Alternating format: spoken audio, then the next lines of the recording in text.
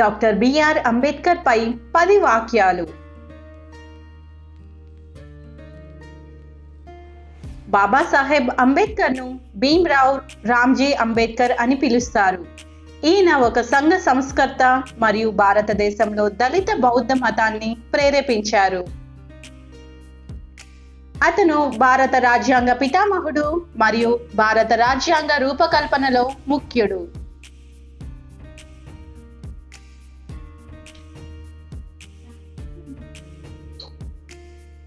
పంతొమ్మిది 1947లో దేశానికి మొదటి న్యాయమంత్రిగా పనిచేశారు. రాజ్యాంగంలో సౌభ్రాతృత్వం, స్వేచ్ఛ మరియు సమానత్వం అనే పదాలను బిఆర్ అంబేద్కర్ రాశారు. బిఆర్ అంబేద్కర్ 1981 ఏప్రిల్ 14న నేటి మధ్యప్రదేశ్లో జన్మించారు. 1912 సంవత్సరంలో బిఆర్ అంబేద్కర్ బొంబాయి విశ్వవిద్యాలయం నుంచి రాజకీయ శాస్త్రం మరియు ఆర్థిక శాస్త్ర పట్టా పొందారు.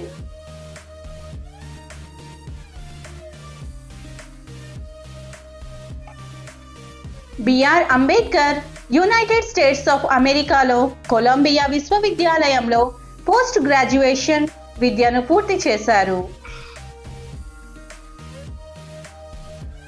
అతను ప్రతిష్టాత్మక లండన్ స్కూల్ ఆఫ్ ఎకనామిక్స్లో ఎకనామిక్స్ చదివాడు మరియు 1916లో తన డాక్టరేట్ పై థీసిస్ రాశాడు.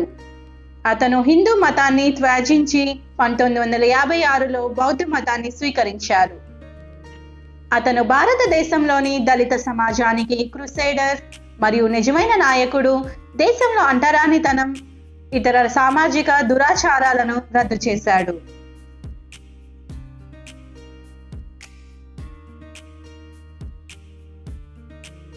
ఈ వీడియో కనుక మీకు నచ్చినట్లయితే లైక్ చేయండి, షేర్ చేయండి, సబ్స్క్రైబ్ చేయండి, మీ ఫ్రెండ్స్ అండ్ ఫ్యామిలీ మెంబర్స్కి షేర్ చేయండి.